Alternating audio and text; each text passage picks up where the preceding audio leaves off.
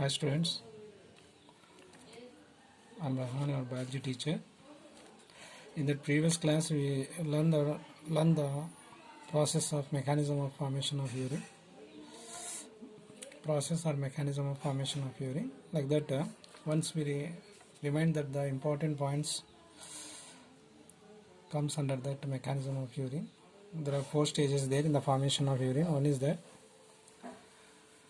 glomerular filtration. Second one is the tubular reabsorption, tubular secretion, and concentration of urine.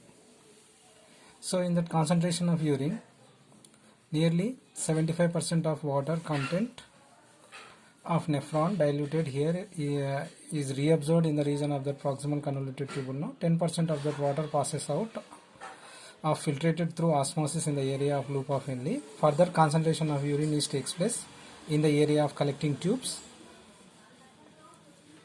in the presence of that hormone called vasopressin. So this is that we learned that in the previous session.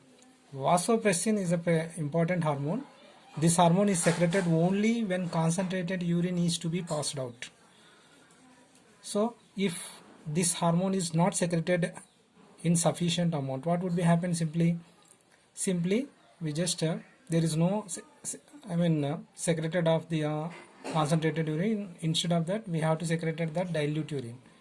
So deficiency of or lack of vasopressin causes that excessive repeated diluted urine is takes place, and such excessive repeated dilute urination by the deficiency of vasopressin is called diabetes insipidus. So diabetes insipidus is one of the hormone which causes this vasopressin, deficiency of vasopressin. Vasopressin అనేటువంటి ఒక hormone, ఇది మూత్రము urine అనేటువంటిది కాన్సన్ట్రేటెడ్గా release అయ్యేటట్లుగా చేస్తుంది. ఒకవేళ ఇది తగినంత మొత్తంలో ఉత్పత్తి కాకపోతే అప్పుడు సింపుల్గా ఏమవుతుంది, గాఢ యూరిన్ బదులుగా, కాన్సన్ట్రేటెడ్ యూరిన్ బదులుగా డైల్యూటెడ్ యూరిన్ అనేటువంటిది వస్తుంది. అంటే ఎక్కువ సార్లు పోయి రావడము, యూరిన్ చేయడము రిపీటెడ్గా, but it is not concentrated, it is dilute urine. So which hormone is responsible for that getting that excessive repeated diluted urine? Simply deficiency of this vasopressin. So vasopressin also play very important role in the concentration of urine. Next one, this is that happen, of course urine will be excreted through pelvis into ureter. So this is that wider part of the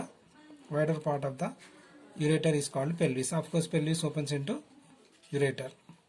A pair of ureters are present now. Ureters are opens into urinary bladder, and urinary bladder opens outside through urethra. Now we are going to discuss about that ureter. So far we learned that the structure of the kidney, LS section of kidney, then structure of the nephron and mechanism of urine. Next one, ureter.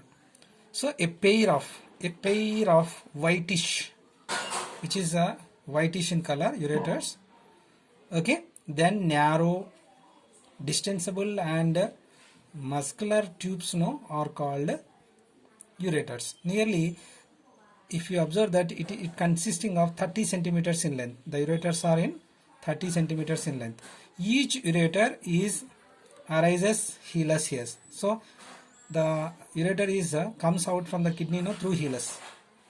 Okay. Each ureter arises hilus of the kidney, and of course it moves downward towards the and opening into the urinary bladder, and ureter carries urine from the kidney to the urinary bladder. So it is the tube which carries the urine from the kidney to urinary bladder. Okay, the movement of urine in the urinary bladder showing that peristaltic. Peristalsis is nothing but wave-like movements. When urine is travel from the kidney to urinary bladder through ureter, it's showing that peristalsis movements. Okay, so this is about the ureters, whitish.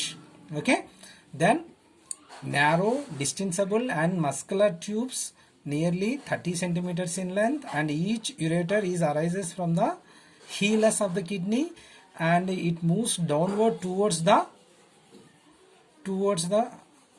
urinary bladder and opens into urinary bladder. Ureter carries urine from the kidney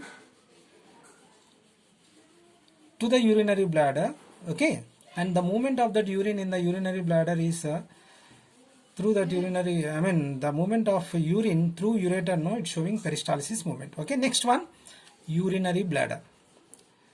This is the urinary bladder, pear shaped and sac like structure, pear shaped and sac like structure. Okay, it occurs in the pelvic part of the abdomen, okay. It stores urine brought by ureters, and it stores that the urine is brought by ureters. It stores temporarily here, okay, and the storage capacity of this urinary bladder is nearly 300 to 800 milliliters. Okay, of course, it is a sac-like structure. The storing capacity of this urinary bladder is 300 to 800 milliliters. Okay, then urethra. This is the urethra. It is a tube that takes urine from the urinary bladder to outside. This is urinary bladder, this is urethra. This is urethra. What is the function of this urethra here? It takes that urine which is opens outside, okay, through urethra. The opening of urinary bladder into urethra is guarded by ring of muscles or splinters here. There are two rings of muscles or splinters here. The urethra particularly here, if you observe that in males it is 4 centimeters in length. How much in males? Urethra is 4 centimeters in males, whereas 20 centimeters long in female. 4 centimeters in females and 20 centimeters long in male. This is that very important here. Why? Because why it is 20 centimeters in male? Because there it is opens into penis, okay, and where urinogenital duct is there. Urinogenital duct is a common for both urine as well as to release that sperms. That's why it is 20 centimeters in length in males, whereas 4 centimeters in length in females. So this is about that urethra. Okay, next one. So this is about important parts related to that human excretion. Particularly ureter, urinary bladder, and urethra. Okay, urethra is it's a small tube-like structure, and it takes the urine from the urinary bladder to outside. The opening of that urinary bladder into urethra is guarded by two muscles or splinters here. Okay, particularly the size of the length of the urethra in females only 4 centimeters, whereas in males it is 20 centimeters in length, isn't it? So this is about the total structure of the human excretory system. So far we learned that the LS, longitudinal section of kidney, then we already learned that the structure of that nephron, how it is made up of, and already we learned that the process of mechanism, how it takes place inside the nephron, and after forming of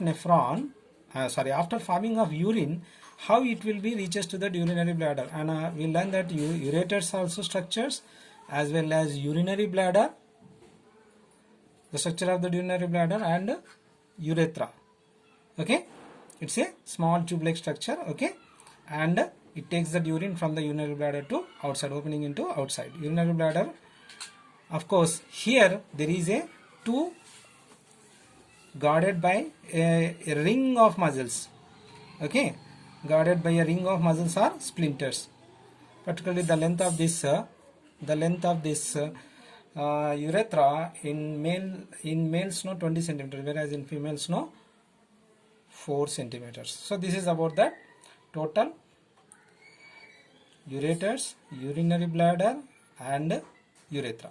Okay, next another topic is that micturition. What is that micturition? Okay, in the tomorrow class we will discuss about that micturition. Okay, thank you.